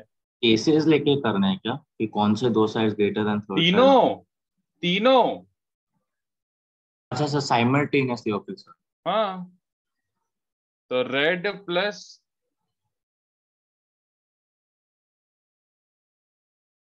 ये भी ट्रू होना चाहिए, and x plus l minus x plus y ये भी ट्रू होना चाहिए, and y plus l minus x plus y ये भी ट्रू होना चाहिए। तो इससे मिल रहा है x plus y l by two से बड़ा, and y l by two से छोटा, x एल बाय टू से छोटा। तो ओवरऑल रीजन क्या बन रहा है बच्चों? ये बन गया आपका NS, और उसके बाद x plus y equal to l by two. x plus y equal to l by two, ये जाएगा l by two comma zero, zero comma l by two से उससे बड़ा मतलब ये, और x less than l by two, y less than l by two मतलब ये छोटे स्क्वायर से चलेगा। तो x less than y less than this, तो ये स्क्वायर बट इससे बड़ा। तो सबको दिख गया NE बाय NS क्या बन रहा है? साफ दिख रहा है, ये चार एकदम कॉन्ग्रुएंट ट्राइंगल बनते हैं।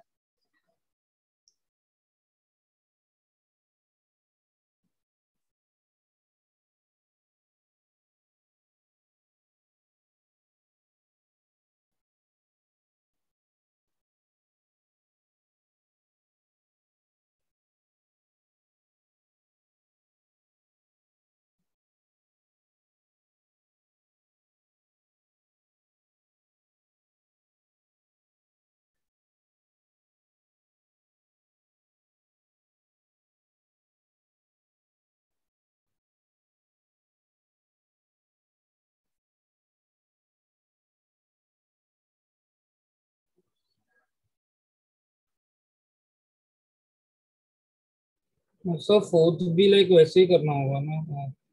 जैसे आपको अच्छा सॉरी, लगे फिफ्थ वाला, आई मीन फिफ्थ वाला। करो, ट्राई करो, ट्राई करो।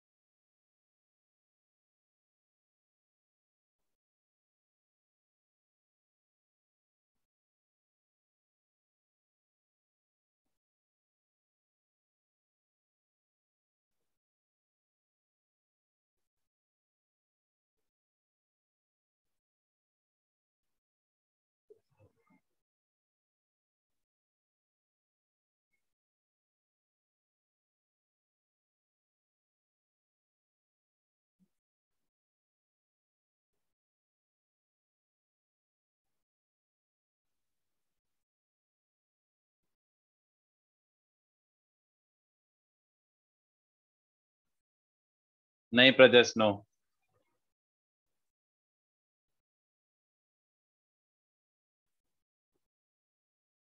नहीं मानवी, नो।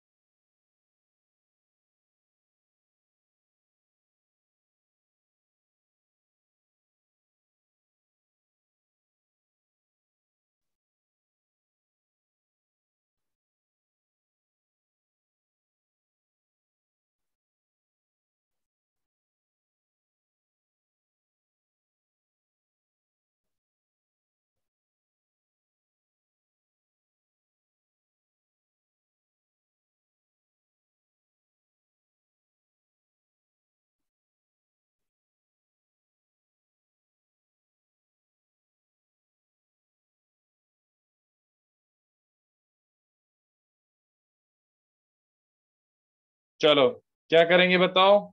सर प्लीज 2 मिनट दे सकते हैं। ओके पहले एनएस के लिए कंडीशंस तो लिखो। अगर ABC angles of a triangle है देन क्या क्या हो जाएगा बताओ। सर कितने एक्स वाई से इंडिपेंडेंट लेस देन वेरिएबल्स हैं, 60 हो जाएगा। कितने इंडिपेंडेंट दो वेरिएबल्स सर, हैं वो दो दो बताओ। दो सर। हाँ 2 वेरिएबल्स आर देयर, कौन से ए एंड बी चलेगा।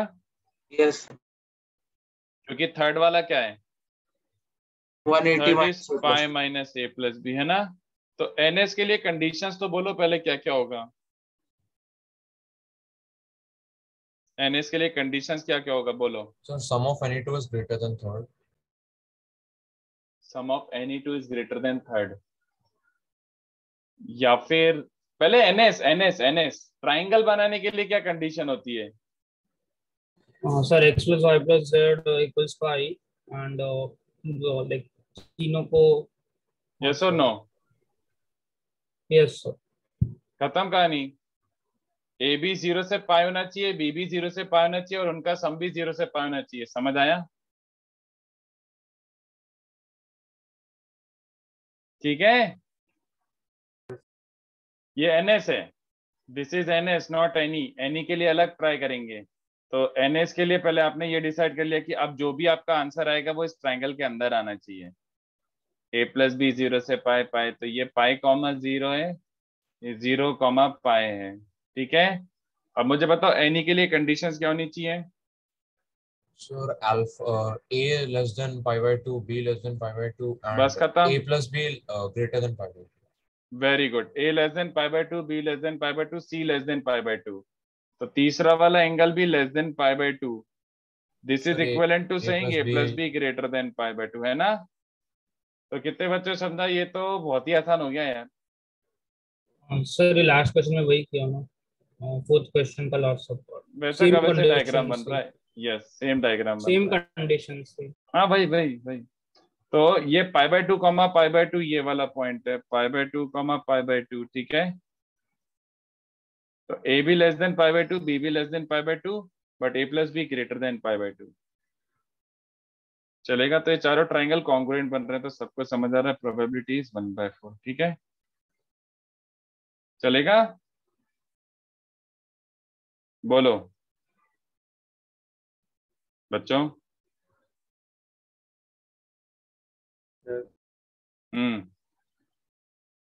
सर मैंने एक लॉजिक यूज किया था कि एक केस होगा कि ए ऑब्ट्यूज है, बी सी एक्यूट है, फिर बी ऑब्ट्यूज है, ए सी एक्यूट है, ए एंड सी। तो ऐसे 3 cases and then a b c तीनों एक्यूट है।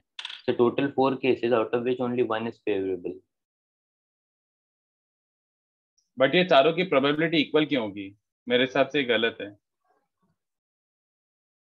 गलत as in like on what basis you are saying कि ये चारों केसेस इक्वली लाइकली हैं। बात समझ रहे हैं। वो नहीं डिराइव किया था। वो उसका कोई अभी रीजनिंग है नहीं अपने पास कि वी कैन डायरेक्टली से कि भैया इक्वली लाइकली का ये है काम।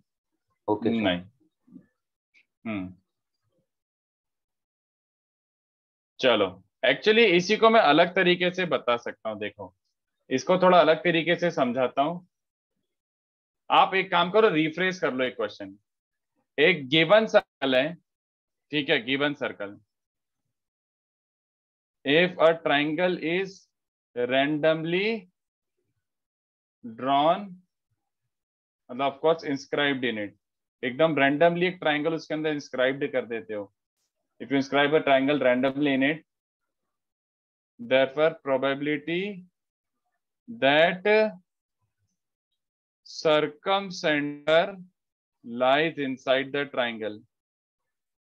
कितने बच्चों समझा ये वही क्वेश्चन है, बोलो। yes is it not exactly same as what we just did कि तुम एक रैंडमली सर्कल का रेडियस फिक्स है, उससे कोई फर्क नहीं पड़ता। बस वो ये बोलना चाह रहे हैं कि तुम इस सर्कल के अंदर एक रैंडम ट्राइंगल बनाओ, इंस्क्राइब कर दो। तो प्रोबेबिलिटी सर्कमसेंटर 1/4। हाँ अरे सर क्योंकि obviously, अगर अक्यूट होगा तो ये सर्कमसेंटर ट्रायंगल हाँ तो कितने बच्चों समझा ये वही बात होगी। प्रोबेबिलिटी ट्राइंगल अक्यूट यस और नो, वही बात हो रही है कि नहीं बताऊं। Yes sir. हाँ बट इसको देखो सॉल्व थोड़ा अलग तरीके से कर सकते हैं। इसको सॉल्व करने का अलग तरीका होगा। कितने बच्चों ने समझा कि इसका मतलब होता है अगर इनसाइड द ट्राइंगल, इनसाइड अगर होता है ट्राइंगल के, इसका मतलब ट्राइंगल अक्यूट होता है, अगर आउटसाइड होता है तो इसका मतलब है ट्राइंगल ऑब्ट्यूज होता है ना। या आई होप आपको याद हो। तो अब देखो इसको कैसे सॉल्व करना, थोड़ा सा अलग आर्ग्यूमेंट दे रहा हूं, इस पे आर्ग्यू करना हो तो कर लेना भाई लोग। एक काम करो, ट्राइंगल बनाने के लिए 3 पॉइंट चाहिए रहते हैं ना, जल्दी बोलो। ट्राइंगल बनाने के लिए 3 पॉइंट चाहिए रहते हैं ना। मार्क एनी 2 पॉइंट्स, कोई से भी 2 पॉइंट्स रैंडमली मार्क कर दो, चलेगा। मार्क एनी 2 पॉइंट्स रैंडमली, चलेगा। तो मैंने एक ये मार्क करा, एक ये मार्क करा। अब तीसरा पॉइंट कहां पर है उससे डिसाइड होगा ना ट्राइंगल अक्यूट है ऑब्ट्यूज है। तो ध्यान से देखो, अगर आपने 2 पॉइंट रैंडमली मार्क करें, ये दोनों, ठीक है, तब मुझे बताओ अगर तीनों point same side of the diameter हैं, बताओ तो ट्राइंगल क्या होगा। बट अगर एक उस साइड है तो ट्राइंगल क्या होगा, जल्दी बताओ। सर कौन सा डायमीटर, लाइक कोई सा भी एक diameter. If all 3 points are on same side of some diameter, then if all 3 points are on the same side of the diameter, then sir at least एक एंगल 180 से सर ज्यादा can't we से like वो जो minor arc पे होना चाहिए वो कौन। अरे तुम मेरा जो क्वेश्चन है उसका तो आंसर दो पहले। अगर तीनों पॉइंट्स किसी भी डायमीटर के सेम साइड पर है तो ट्राइंगल कैसा होगा। सर तो राइट एंगल ट्रायंगल होगा या फिर ऑब्ट्यूज। राइट एंगल की प्रोबेबिलिटी 0 होगी ना। यस सर, तो ऑब्ट्यूज है ना, वो वही भाई, मतलब अपन को राइट एंगल तो वो हो गया, फिक्स हो गया सर, मतलब सर्कमसेंटर फिर साइड पे ही लाया करेगा। हाँ, तो वो वाला प्रोबेबिलिटी 0 हो जाएगा, मतलब ऐसा एग्जैक्ट राइट ट्रायंगल बने तो उसको आप 0 ही लो, प्रोबेबिलिटी 0 ही उसकी। एग्जैक्ट राइट ट्रायंगल क्या होता है ना। चलो, मार्क एनी 2 पॉइंट्स रैंडमली, तो कितने बच्चों को समझ आ रहा है फॉर थर्ड पॉइंट। ये ध्यान से देख, मैंने ये दोनों जो पॉइंट मार्क करे थे, ये दोनों पॉइंट, ये दोनों डायमीटर बना दिया और इससे इस पॉइंट से डायमीटर बना दिया, चलेगा। तो ये सर्कल कितने रीजन में डिवाइड हो रहा है, जल्दी बताओ। Circle gets divided into, circle 4 regions में डिवाइड हो रहा है कि नहीं, बताओ, है ना। मुझे बताओ फेवरेबल कौन सा रीजन है थर्ड पॉइंट के लिए। फेवरेबल रीजन कौन सा है थर्ड पॉइंट के लिए। They should not be on the same side of the diameter ना।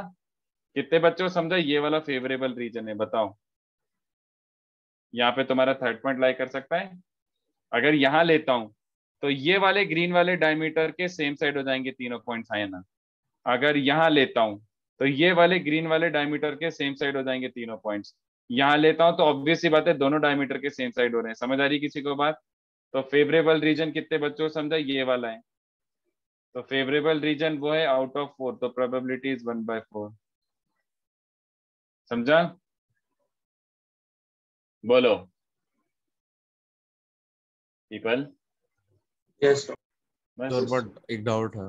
बोलो, मैं एक्सपेक्ट कर रहा हूं। रीजन्स एग्जैक्टली मतलब उनके जो लेंथ्स हैं वो इक्वल होंगे, ये कैसे। Very good, very good. But sir फिर आपका समेशन भी 0 से लेके 1/2 तक होगा, तो 0 to 1/2 divided by 2। Very good, क्या बात है, क्या बात है, क्या बात है, क्या बात है। सर इसका एक मैंने ऐसे यही लॉजिक लगाया था, बट मैंने एक ऐसे ऑल्टर से किया था कि जिससे ये डाउट आया नहीं। इंस्टेड ऑफ टेकिंग 2 डायमीटर का एक सिचुएशन, मैं सर बाद में बताता हूँ क्लास में। हाँ चल ठीक है, आराम से कर सर, आप समझाएंगे मुझे समझ। हाँ, देख तूने बिल्कुल सही पॉइंट आउट किया कि सर एक काम करो, ये लो, तो probability of a point lying in this region is way higher than these two, है ना। Yes sir. तो फिर आपने ऐसे सबको इक्वली प्रोबेबल मान के 1/4 कर लिया ना। आप ये मान रहे हो ना कि चारों केसेस सेम है। चारों केसेस सेम नहीं है। यहाँ पे आना, यहाँ पे आना बहुत कम है एज कम्पेयर टू यहाँ पे आना, यहाँ पे आना, है ना। Yes sir. हाँ, तो अब ध्यान से देखो, जो 2 पॉइंट आपने मार्क करे थे, कभी ना कभी आप ऐसे भी मार्क करोगे सर। तो मतलब टोटलिटी में इवनली डिस्ट्रीब्यूट होगा। Exactly, yes. उसका एक काउंटर केस है, तो दोनों का सम मिला के वो बात बराबर हो जाएगी। बात समझ आए अच्छे से। यस सर, समझ। हाँ, तो वो अभी फिलहाल ये कॉन्सेप्ट सही है, फिलहाल ये मैंने सही अप्लाई कर। But your question is valid. I was expecting it कि सर गलत दिख रहा है। यस, गलत दिखना चाहिए था। ठीक है, एक बार आप समझा सकते हो क्या। ये वही प्रोबेबिलिटी वाला आपने बोला ना। अबे देख, अभी तूने ऐसे ऐसे पॉइंट्स लिए थे तो तेरा ये वाला आर्क बहुत बड़ा आ रहा था। Yes sir. But initially 2 points तो रैंडमली मार्क कर रहा है ना, तो अगर अब तूने दोनों रैंडमली मार्क करे तो ये वाला फेवरेबल रीजन क्या गया, समझ आ रहा है? तो एक इसका काउंटर केस हो ना कि इसका सम प्लस इसका सम तेरा सेमी सर्कल बन जाए हमेशा। तो यहाँ पे तो हम प्रोबेबिलिटी निकाल रहे हैं ना, तो हम किसी एक सर्कल से ही प्रोबेबिलिटी निकालेंगे। नहीं नहीं नहीं नहीं, बट व्हेन यू से 1/4 यू मीन टू से कि चारों रीजन में पॉइंट लाई कर जाए वो इक्वली प्रोबेबल है। बट मैंने जो एक डायग्राम बनाया है उसमें इक्वली प्रोबेबल थोड़ी है, लेंथ पे डिपेंड करेगा ना। ये वाले रीजन की लेंथ ज्यादा है तो उस पे लाई करने की प्रोबेबिलिटी ज्यादा हो गई। तो बट हम तो एक ही डायग्राम से प्रोबेबिलिटी देखने ना, ये कोई हम लोग ये geometrical, is this a geometrical probability solution? Is this one, क्या ये ज्योमेट्रिकल सॉल्यूशन है? नो। तो फिर कहां से एक ही डायग्राम आ गया? What do you mean by एक ही diagram?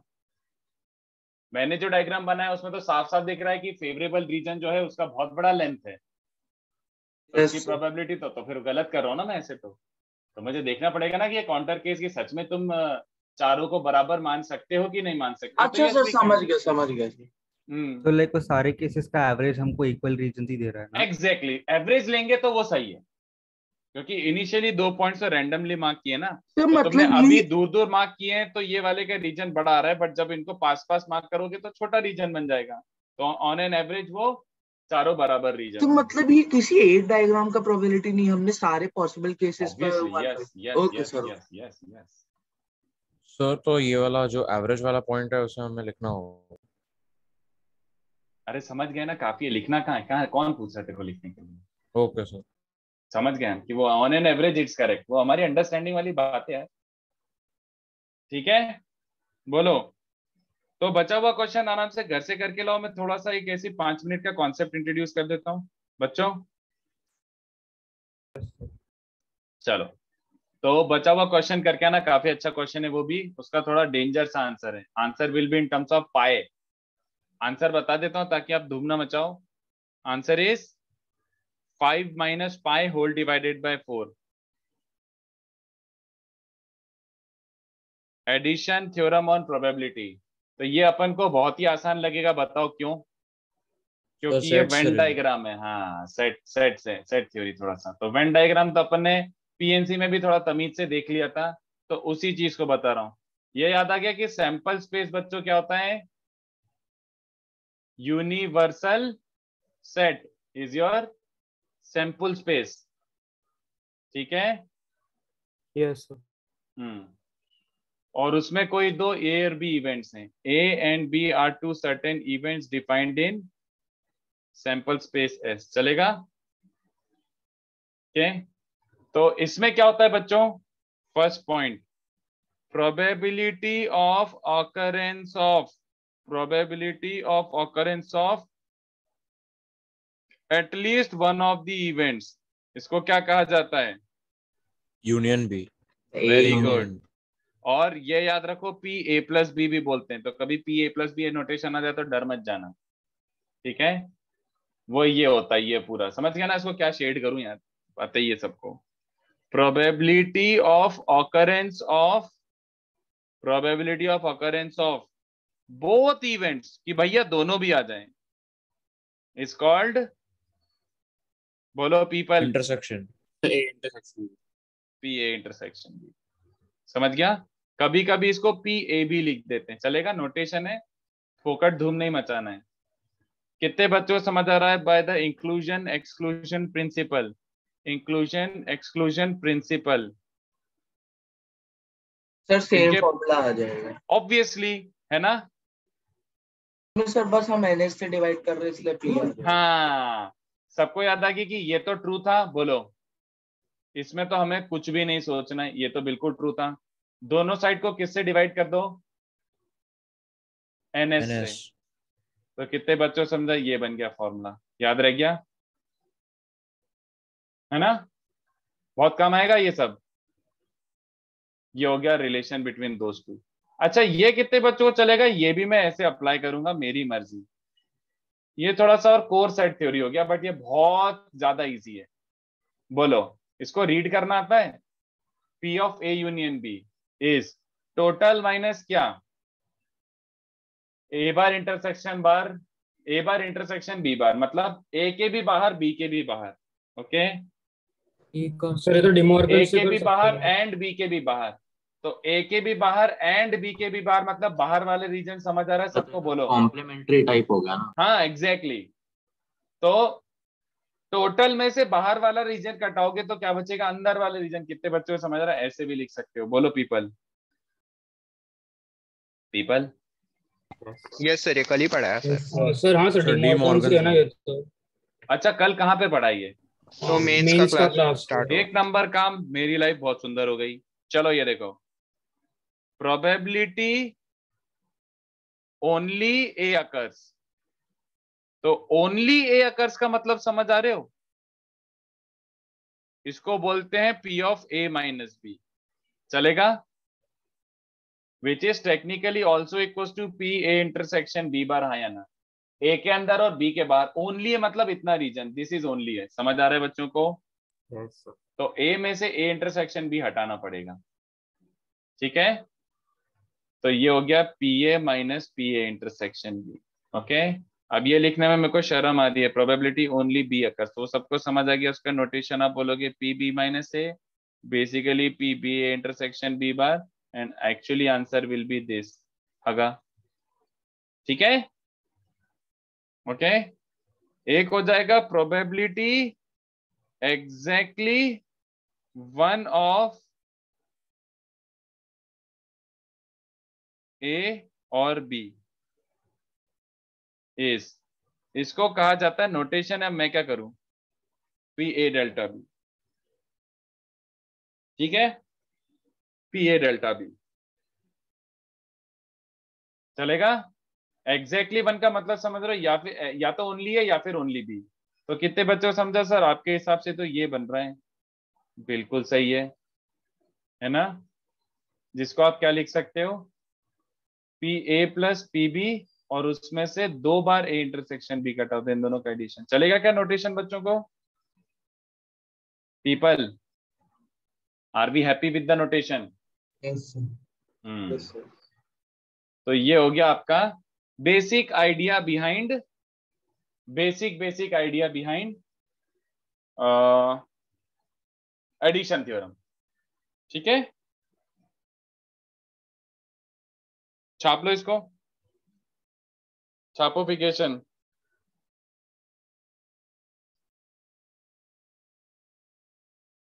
P of A minus B का मतलब समझाएंगे एक बार? पढ़ के देख डेफिनेशन में क्या लिखा है। बस तो फिर एग्जैक्टली ए। सर नहीं, A इंटरसेक्शन B बार से कैसे वो इंटरप्रेट कर रहे हैं मोदी सर? ए के अंदर और बी के बाहर। तो ए के अंदर मतलब ये ए गोले के अंदर, बट बी के बाहर, तो फिर यही रीजन बचा ना। डायग्राम बनाओ कि दिख। अरे यार क्या सोच रहा है? अरे बी के बाहर बट ए के अंदर, तो ये हो गया ना। इतना क्या सोच रहे हैं? Yes sir. तो A intersection B bar, but technically वो हो गया पी ए में से ए इंटरसेक्शन बी कटा दो। चलो, ग्रुप पे क्वेश्चन पोस्ट हो चुके हैं सर। सर मैंने उस दिन आपसे परम्यूटेशन में एक ऑक्टोपस वाला जो क्वेश्चन पूछा था सर, मैं आपको अपना एक अप्रोच बताना चाहता हूँ कि मैंने इस अप्रोच से सॉल्व करने की कोशिश किया। बता सकते हो कि सही है कि गलत? यार वो क्वेश्चन का मीनिंग कुछ और था सर। जो तूने सोल्यूशन भेजा था ना, जो तूने सोल्यूशन, वो तो सर जो मैंने वीडियो सोल्यूशन भेजा था तो दूसरे क्वेश्चन का था सर। नहीं, एक क्वेश्चन भेजा था ना कि एक पाव में एक शू और एक सॉक है, तो उसने जो you said something like this, क्या आंसर दिया था? 16 फैक्टोरियल अपॉन क्या दिया था? 2 फैक्टोरियल टू द पावर 8। हाँ, तो इसका क्वेश्चन का मीनिंग ये निकल रहा है कि सॉक और शू फिक्स्ड है। मतलब रेड सॉक और रेड शू ही है, मतलब ऐसा रेड सॉक के ऊपर रेड शू ही जाएगा। रेड सॉक के ऊपर रेड शू जाएगा। अगर हाँ मैंने ये आंसर भेजा था, बट सर एक्चुअली फिर मैंने वापस सॉल्व करके देखा कि अगर आइडेंटिकल होते तो 16 factorial upon 2 to the power 8 सही होता, but since they are distinct I can do 16 factorial upon 2 to the power 8 into 8 factorial into 8 factorial। नहीं, तो क्वेश्चन नहीं समझा, या तो क्वेश्चन क्लियर करके एग्जैक्टली क्या बोल रहे हैं। क्या मैं रेड सॉक के ऊपर ब्लू वाला जूता पहन सकता हूँ क्या? Yes sir. तो फिर आंसर ये हो जाएगा ना 8 फैक्टोरियल इंटू 8 फैक्टोरियल। नहीं, 8 फैक्टोरियल इंटू 8 फैक्टोरियल नहीं, sorry. I should always wear a sock before I wear a shoe। I should always wear a sock before I wear a shoe. तो नहीं, बट उसमें problem ये भी है, उसमें एक प्रॉब्लम ये है कि मैं 8वें वाले लेग पे पहले सॉक पहना हूं या फिर फर्स्ट वाले लेग पे पहले सॉक पहना हूं, वो डिफरेंस आ जाएगा।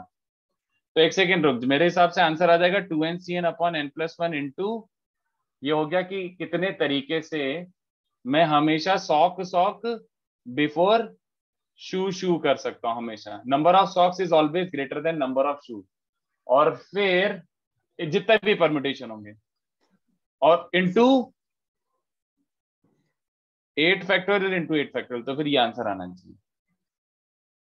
सर मैंने ये किया कि मेरा आया 16 factorial upon 2 to the power 8 into 8 factorial upon 8 factorial. मैंने ऐसे किया कि ऑल कंडीशंस ले लूं मैं। अपॉन 8 क्यों, अपॉन 8 क्यों भाई साहब, 8 क्यों नहीं, अपॉन 8 क्यों, अपॉन 8 नहीं sir, into 8 factorial into 8 factorial आया। 16 factorial into 8 factorial into 8 factorial divided by 2 to the power 8।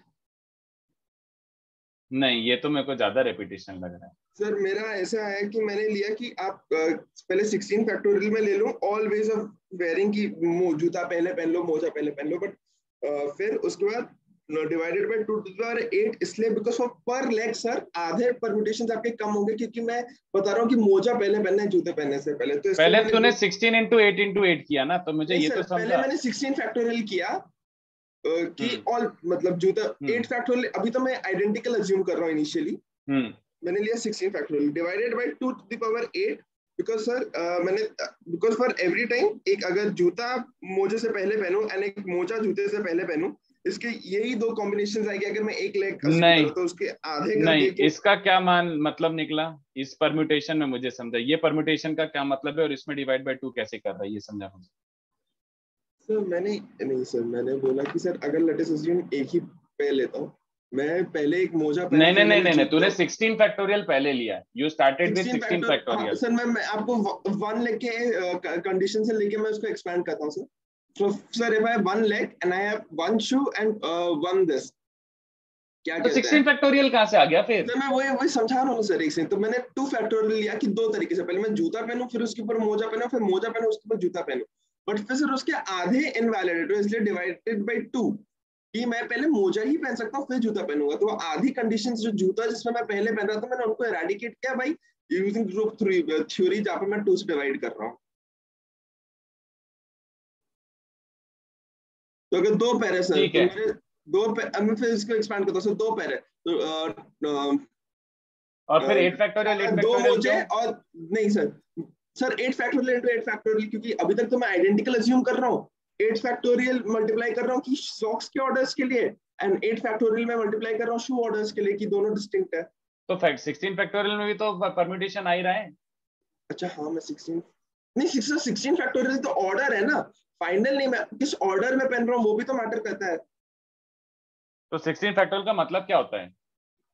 इसमें ये भी आएगा H2, H1, H3, H4 ये आएगा सर, बट उधर सारे में सर 16 फैक्टोरियल का मतलब हुआ कि मैं पहले रेड सॉक पहना, मैंने पहले 16 फैक्टोरियल जब सारे आइडेंटिकल है, मतलब कि मैंने फर्स्ट लेग पे सॉक पहना, सेकंड लेग पे सॉक पहना, सेकंड लेग पे शू पहना, फर्स्ट लेग पे शू पहना, तो उसमें ये सारी कंडीशंस आएंगे। 8 फैक्टोरियल इंटू 8 फैक्टोरियल होगा उसका कि नंबर ऑफ कंडीशंस जहाँ पे नहीं, फिर वो आइडेंटिकल से डिस्टिंक्ट करने के लिए कि 8 फैक्टोरियल इंटू 8 फैक्टोरियल, क्योंकि मेरे पास सॉक के लिए मेरे पास 8 कॉम्बिनेशन है, फर्स्ट शू के लिए मेरे पास 8 कॉम्बिनेशन है, सेकंड सॉक के लिए 7 कॉम्बिनेशन है, सेकंड शू के लिए 7 कॉम्बिनेशन है, इसलिए multiplied by 8 factorial multiplied by 8 factorial किया। लेट मी थिंक, मैं सोचता हूँ चल इसके बारे में। Let me think about this solution. Thank you sir, bye sir. Okay, मैं बुकलेट में से दे रहा था ना, वैसे मैं बुकलेट से 2-3 क्वेश्चन देता हूँ, ये नेक्स्ट लेक्चर करके आओ, ठीक है सर? अभी के लिए लेक्चर होगा, अभी के लिए लेक्चर होगा।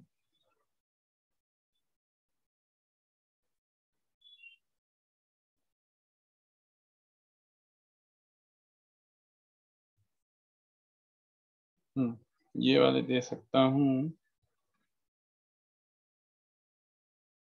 बुकलेट में से थोड़ा सा होमवर्क दे रहा हूँ, क्वेश्चन 1 to 7। नहीं यार, मैं पहले इसी पे दे देता हूँ ना, थोड़ा एडिशन प्रिंसिपल पे।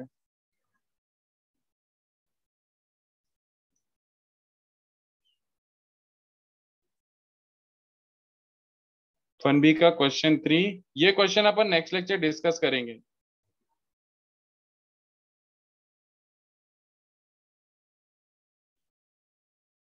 ज्यादा दिख ही नहीं रहा इसमें क्वेश्चन।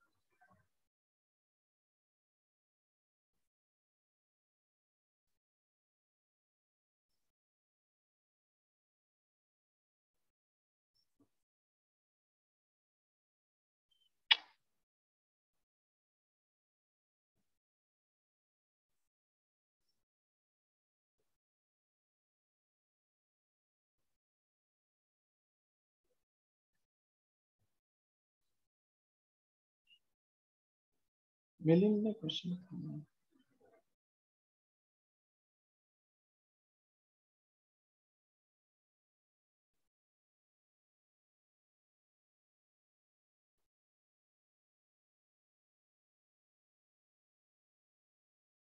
चलो इतना ही है नेक्स्ट लेक्चर के लिए, ठीक है।